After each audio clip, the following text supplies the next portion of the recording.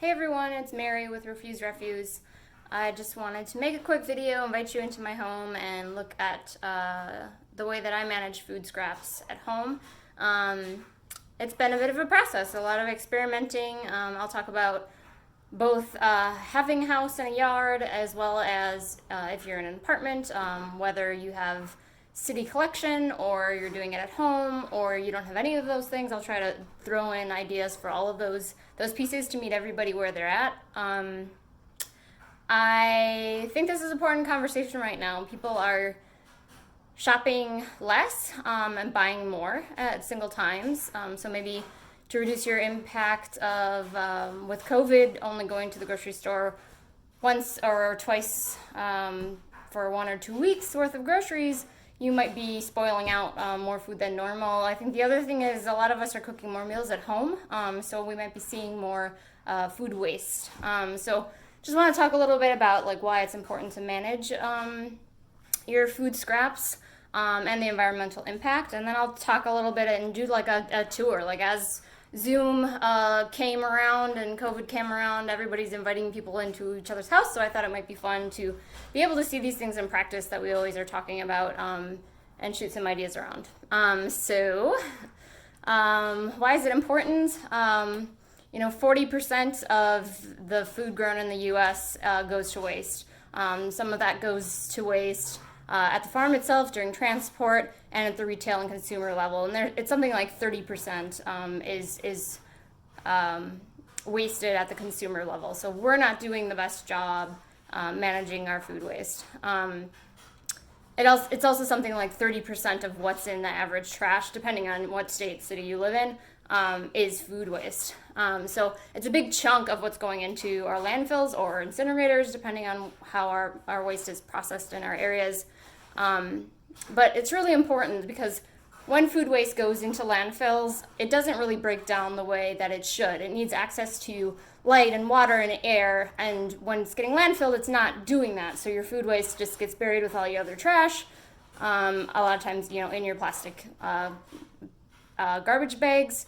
And then every single day, the process of landfill is it gets covered over. So they're trapping all of that waste together and not allowing the elements to come through. So really what's happening then is your food is breaking down not in the ways that it should. It breaks down instead into methane. And methane is a really powerful greenhouse gas that we need to limit in order to prolong that target of no return. Food waste can be a really, really big impact on that. So sometimes when we're talking about zero waste, we get a little too focused, in my opinion, on packaging and plastics and the pollution of those things, and that's a big piece, but there are a lot of other things that we can do. One is with our food. Where are we shopping from? Who are we buying from? What farmers, what their practices are, what the grocery store's practices are, how we're buying it. Are we biking there? Are we going to a farmer's market? What are we buying, organic or conventional? And then also just down to the level of, are we using up our food scraps? Are we then managing whatever waste we might have? But the goal, for me, Refuse Refuse, is always to prevent the waste in the first place. A little bit about me, I guess, is, I'm a Hennepin County Master Recycler Composter. I go out in the community and talk to people about recycling and compost. Our family also did the Zero Waste Challenge through Hennepin County a couple years ago when they just started it. And then I also work professionally in the recycling and compost world. And one of the things that I didn't love about that too much is that it was just really focused on management instead of prevention. So that's one thing that I'm going to stress a little bit here about using up your food scraps before even thinking about, now what do I do with this food and how do I manage it? Because it's better to just prevent it. Let's eat it. Thinking about like the waste hierarchy, when it comes to food waste, there's kind of a hierarchy of, what's the best for the environment, right? So like first is food to people. So that we're eating it all at our house. If we have surplus, maybe that means donating to food shelves. Maybe our garden bounties are huge. And we want to make sure that gets into other people's mouths to feed. We know we have a lot of people that go hungry that we can contribute and give our access to. So food to people is first. That's priority number one. Priority number two is food to animals. There are some like food to hog programs that a lot of like retail and restaurants will sign up for when they have large amounts of food waste to feed animals and livestock with that waste instead. There's also like food to feed programs out there that take that waste and turn it into like dog food or those kind of things as well. So getting things into a human being's mouth or a living thing's mouth is better than moving down to the next layer of hierarchy of putting it into the soil and composting. So composting, sometimes people get really excited about everything should be compostable, nothing should be recyclable, everything should compost. But there's challenges to that. One is that it's on the lower end of the hierarchy. We should think about other ways of dealing with this waste before that. But the other is they lost my train of thought. But hey, cut. I remembered what I was going to say when I started spacing out. The other part about compost that's challenging and everyone loving compost is that it's not equally accessible to everyone. People in outer state don't have access to commercial facilities. I mean, even in the Twin Cities, we have 2 places that process our compost waste. They're nearly at capacity. What happens when we start demanding everyone use compost to go and compost their waste, and they don't have capacity to even manage it? So not everyone has city pickup, not everyone has a yard, not everyone has access to these kinds of things. So it's really hard to push that so emphatically when it's just not equal access. It just isn't. So that's what I forgot. And also P.S. Later I talk about some resources for saving food, and just wanted to interject this here as well since I'm splicing in something. Great resources for creative ideas to reduce food waste. The best Instagram follow there is Zero Waste Chef. Good blog, good follow. And then another good website for meal planning, including like party planning and how much food to make, is savethefood.com. So now back to what I was maybe talking about. I don't know. I lost it. Anyways, so thinking about preventing that waste. That's good and important thing to do. Okay, so that's why it's important. And I'll throw out there also that, there's all different ways and all different levels of accessing this and participating in reducing our impacts. And maybe you listen to this video and you go, Mary, I ain't gonna do any of that shit, and that's fine. But find that way that fits your life, that you can contribute. So maybe that is using your dryer less, maybe that's walking and driving less, maybe that is flying less, which a lot of us are doing right now anyways. But there are a lot of ways to lessen your impact, as well as the food waste, as well as reducing packaging, as well as, all of these things. So find what works for you. This is just merely a whole set of ideas, and for you to be able to see in practice some of those ways that you could manage food waste at home. So I'm going to kind of do a little tour and talk a little bit about food waste, I guess. So one is that I don't have any food prepped and ready to go for you to show it to you, but I'll talk just a little bit about some of the ways that I came about my home setup now. So I do own a house. I do have a yard. I am going to keep the backyard composting conversation separate, just for time, and a lot of people wanted it separate, but they do bleed, so it will be back and forth a little bit. But when I first started composting, I started in an apartment where I didn't have access to space and land, and where I didn't have city pickup. So I was in St. Paul at the time, and they barely had drop-off sites, but I'll kind of throw out some of the things that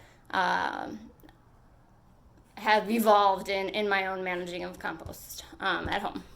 So when I say compost, I mean food scraps here in this conversation, and I'll try to delineate like when you should be doing it at home or when you really need to send that away to an industrial recycling facility, compost recycling facility. Okay, so, I don't think I can switch the view. Okay, well, I'll figure it out. Okay, so composting at home, you're prepping your food, you have, your scraps of carrots and fish and bones and all of these things. So one thing is, if you're managing your waste at home in a home compost pile, you really want to stick to just like veggies, eggshells, paper waste is fine, like napkins and that kind of stuff. Paper egg cartons would be another one. But when it comes to oils, fats, fish, meat, bones, those kinds of things, you really want that to go to an industrial composting site.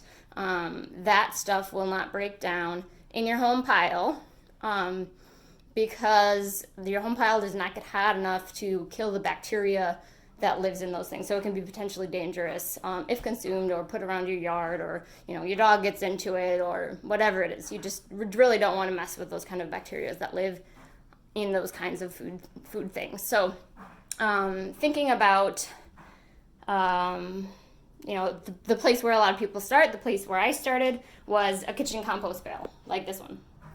We all have one of these, right? Or some version of it where it's like metal tin, maybe it's stainless so it doesn't smell, maybe it has a filter like this. So a lot of people start there. That's where I started. What I learned pretty quickly is like it kind of sucks. It can be stinky, you can get fruit flies, stuff like the filter can get moldy, and then you're like, what am I going to do with this?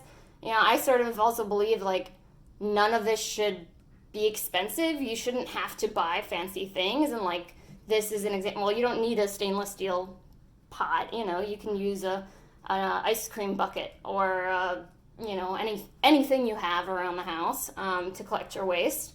But also like stuff like I'm supposed to buy this filter all the time, and that's not accessible to me. One tip is if you have the filters. When I used to use this for food waste, and I'll explain that in a second, I used to wash the filter. I used to literally put it in the sink and scrub off the mold, and it worked okay. I mean, that's something you can try.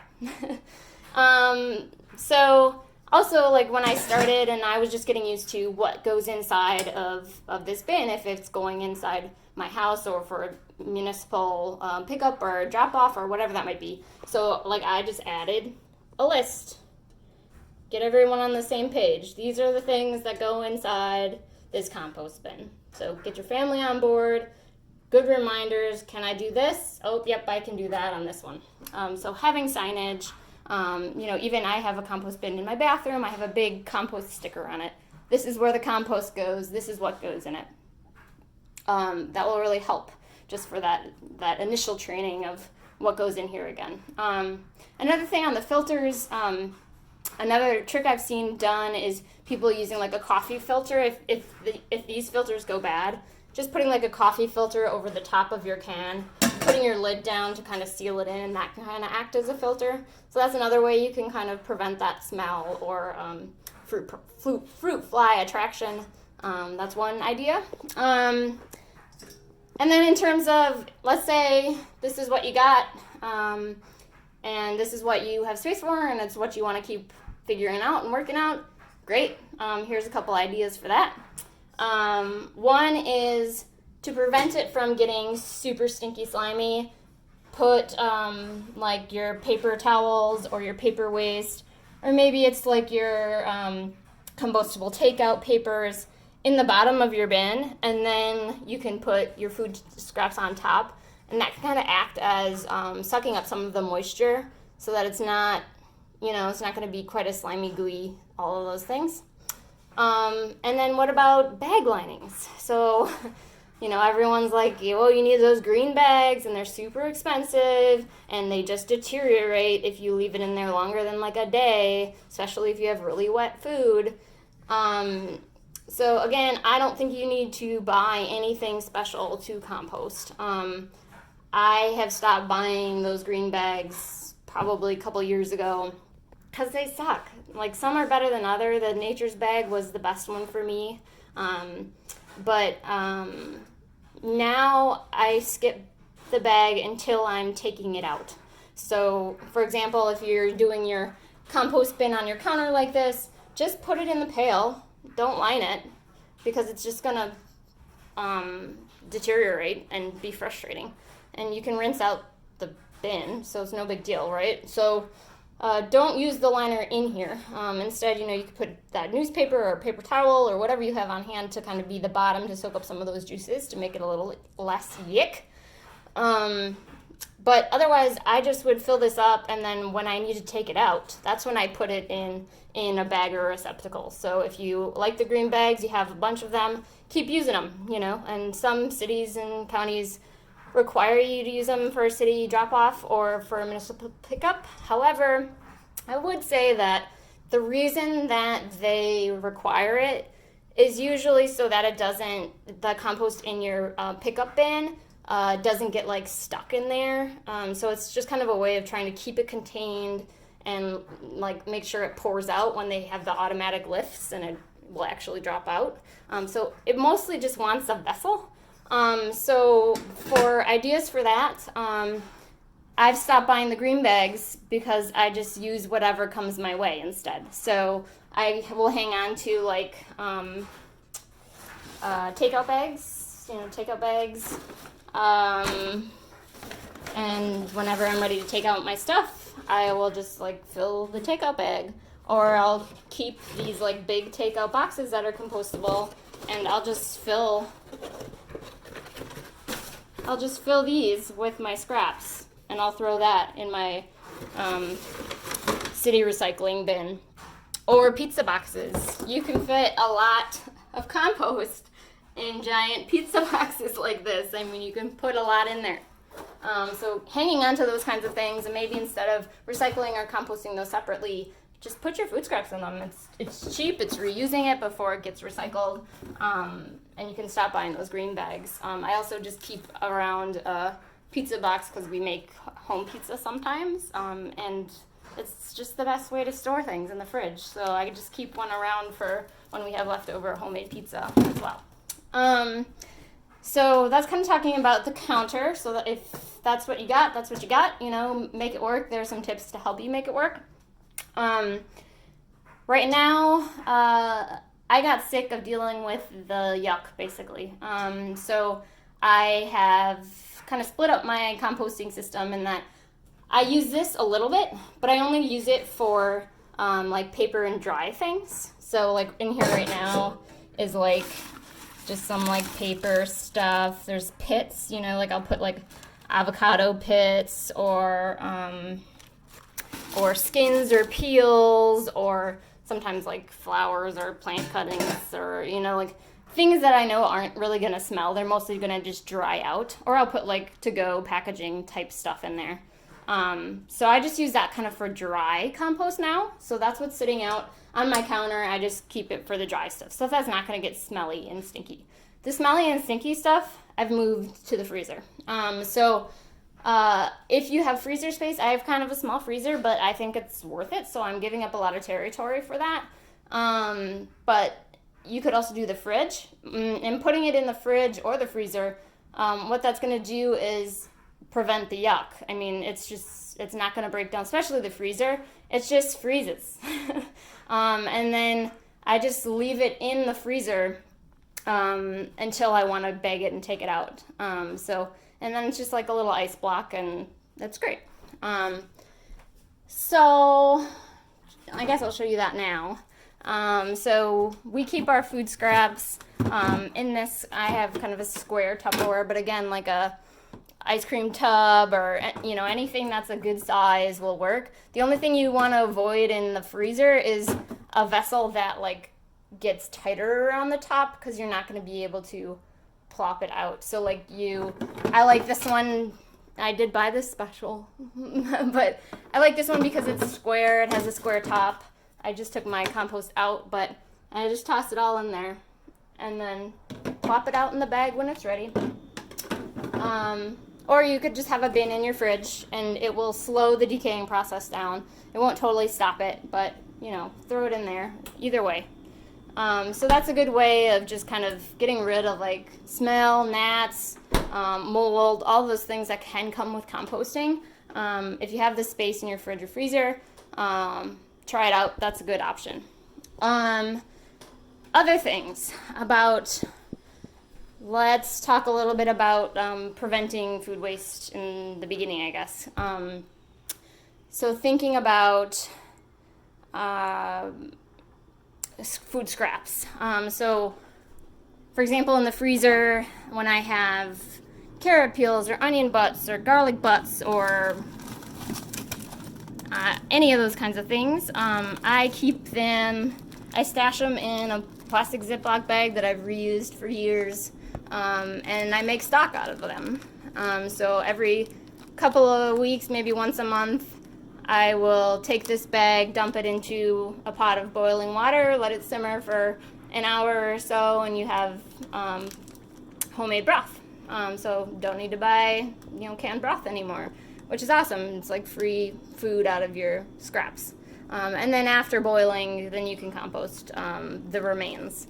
In terms of what you can put in this bag, you can Google it, but basically my go-to is to think of it as what would I want to put in soup. So like I don't really want to put like potatoes or starchy things, or like, I don't know what would be weird in soup, like beans maybe might not do much, broccoli, bitter, that kind of stuff. But things that I would put like in a stock for a soup. So like carrots, onions, garlic, celery stalks, herbs, cheese rinds are really good actually. And what I like about this is like all of a sudden it becomes, it's different every time, and it reflects what you were cooking that week kind of. So it's like, oh, this is different this time around or whatever. Corn cobs are another good one. So yeah, hanging on to those scraps. There's other kinds of ways that you can use scraps. So this here is I don't know if I'm going to be able to open it with one hand, is a jar full of apple cores and peels. So I've been hanging on to those to make apple cider vinegar.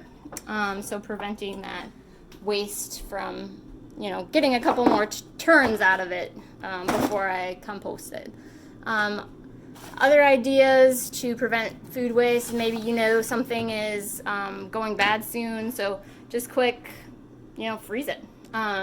We had some beets out of the garden today that we just quick boiled and sliced up, and then I tend to put things on a tray until they're frozen and then put them in a bag. So those beets will eventually get added to this little tub of beets, and then we kind of have beets throughout the winter to snack on. We have like rhubarb and raspberries. Just throw things in the fridge or freezer whenever you're like, oh, that might not be good, just throw it in the freezer. Similar, I make big jar, like crock pots worth of black beans, and then I portion them out into smaller containers and freeze them. So we always have black beans or beans on hand. One thing about freezing in jars, especially jars like this, one is that I used to use my mason jars, but I have busted a few in that they freeze and crack. So for that reason, now my mason jars are precious and I don't want them to crack. So I use like any kind of recycling jars instead, because I won't be sad if this cracks. The trick to making sure they don't crack is leaving a lot of headroom. So when I say headroom, I mean the space before the lid. And especially with jars like this that have a curve here and a cap, you really want to leave space before anything starts to curve, because when it freezes it will go up, and it's that curve that makes it pop. So straight jars are better, but if you have like stuff like this, just keep it low and you'll be good. Other tips for, utilize your freezer. Just utilize it, do it. Herbs are great to freeze. Sometimes you buy those packs of herbs and you're like, I really only need one piece of sage for this sage butter sauce I'm about to make. Freeze that leftover herbs. Sometimes I'll do like herbs in olive oil in an ice cube tray, and then you can take those cubes out, put them in a plastic bag, and throw those into sauces or other things, or a hot pan, whenever you want to use them. I've also done like just raw, plain, not in anything cilantro in the freezer, and that has worked pretty well actually, which surprised me, especially not to be in anything, but it held up pretty good for, I think I waited a couple of weeks. I wouldn't maybe wait too long on that one, but so ideas like that, or like you have extra pesto, put them in the ice cube tray, freeze it, and then you have pesto later on. Another couple ideas, I don't want to go too much into the cooking piece. I could probably do a whole nother episode just on cooking with scraps. But things like, here, I'll show you this one too.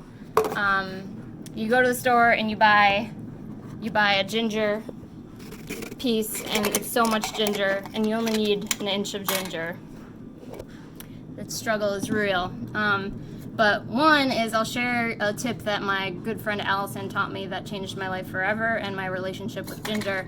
One is to peel your ginger with a spoon, which is really life-changing and amazing. But when I get a big old chunk of ginger, what I do is I peel the whole thing, I cut it down into 1-inch chunks, throw it in a jar, and stick it in the freezer. And then suddenly I have ginger that's prepped, cut down to the size that I need, and totally easily accessible. So I always have it for my curries and my Asian cooking and all of those things, where I don't have to go run to the store to buy that one thing. I have tons of it on hand, and actually I love it frozen because it grates really well. Grating it fresh, sometimes you get those stringy strings, but yeah, so ideas like that, like maybe you have that one thing that is too much, but is there a way to freeze it or preserve it or soak it in oil, or hang on to it for a little bit and turn it into vinegar, to use that stuff up. Another great ways of using stuff up is like carrot tops and radish tops and beet tops. They can all be thrown in pesto. Like if you like your pesto with basil, mix it in with basil, or you can just try it just carrot top pesto. I've done that, or kale pesto. Anything that, any greens that you have, just like throw it in other stuff. Throw it in your salads raw. Radish is kind of a peppery taste, so throw that in, or in your nasturtium, or whatever it is. Just kind of add it to your other foods and consume it. So there's a couple of ideas about using it up before it becomes waste. A couple other ideas are, the biggest one is shopping with a list. So writing down, thinking through, what do I need for the week, coming up with a list and sticking to your list will really, really prevent wasted food in the fridge. It's something like 300 pounds of food each individual wastes per year. Like 300 pounds of food, one person. Like, that's a lot. It's like something like a pound a day, in terms of all, I don't know if that's global or US, but probably US. But that's a lot of food waste. And it's a lot of food waste when people don't have access to food. And it's a lot of food waste going into landfills and creating environmental problems. And it's a lot of food that, can be prevented. So, using it up, finding ways to deal with it, even before you get to the point of, now how do I manage it at home, is great. So get creative. A couple of really great resources for that. Food list. So shopping from a food list, buy only the things you need. Having a list will prevent you from overbuying or buying extra. I also think that it's great for reducing the packaging because you're not just impulse buying anything you see on the shelves. That was something that took me a really long time to change my habits around, but now that I shop from a list, it's really helpful. So me and my partner, we use Google Keep. We're Android family. There's probably other apps out there to share lists, but we just keep an ongoing grocery list that whenever something runs out, we put it on there when we think about it immediately. So the list grows organically, and then before going shopping, thinking a little bit about what kind of things could we maybe have this week for dinner, adding to that list. The other one is meal planning. So actually saying this night's tacos, that night is going to be stir fry using the leftover rice from the tacos, or, kind of itemizing those things out. And you don't have to be rigid about it. You could just be like, one night's going to be this, one night's going to be that. Don't feel like you have to spend a ton of time, like, planning out, this is for lunch day 1, this is for, dinner day 2, like, do whatever level is accessible, but just even thinking that, sometimes for me, like, I'm okay at food planning. I've been doing it less now that I've just been buying so many groceries from cooking at home, but even just something as simple as when I'm making tacos and I make rice and there's leftover rice, me saying out loud, I'll use this in X tomorrow, like, helps me actually use it in X tomorrow because I said it out loud. So those kinds of things can help, have that mental shift of I'm committing to use this food. Other things, use fridge and freezer. So using fridge and freezer, in addition to, you could store your compost in the fridge. A lot of people will, I haven't done this, but an option is like put a bin of any sort, a box, and it could be like the Eat Me First box, or it could be a shelf, where if you have a family of 4 and, you can't sit there and say, oh, we need to eat this up, we need to eat this up, we need to eat this up. Instead, all of those foods that the thing, the apple that's about to go bad or the leftovers or whatever that is in one place so that your whole family can see and say, those are the foods we need to focus on and eat to make sure we consume. So that's an idea. You could do an Eat Me First box or Eat Me First shelf. Don't judge me, I have no food in my fridge.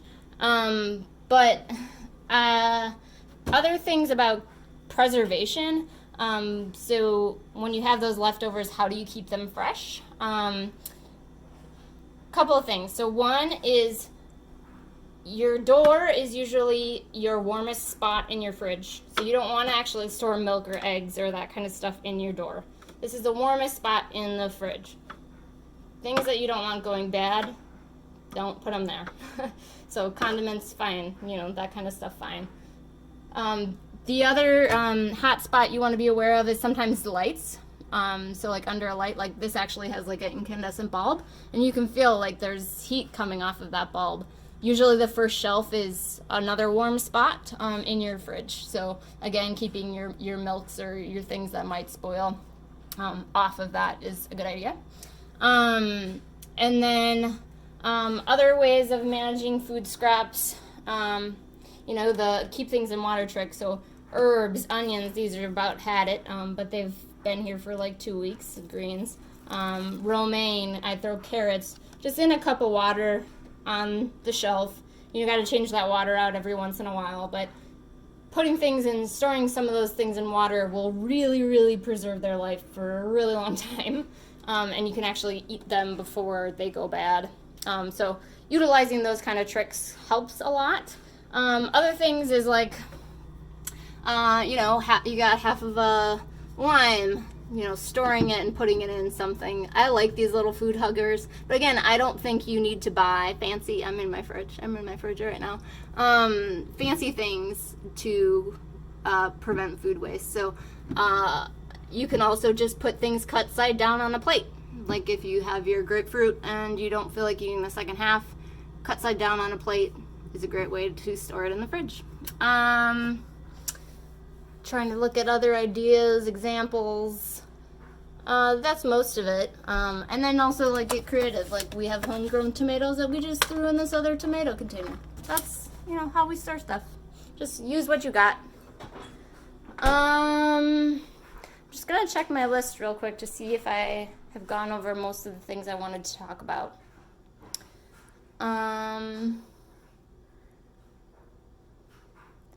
Yeah, I think I have.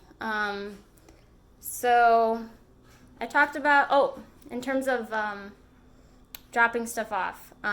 So you sorted it out, sometimes I get a little, I don't know, excessive in sorting out my food scraps, and then I'm like, these scraps are going into my broth bag, and these scraps are going into my apple core bag, and these scraps are going into my home compost bin, and these scraps are going into my city pickup bin.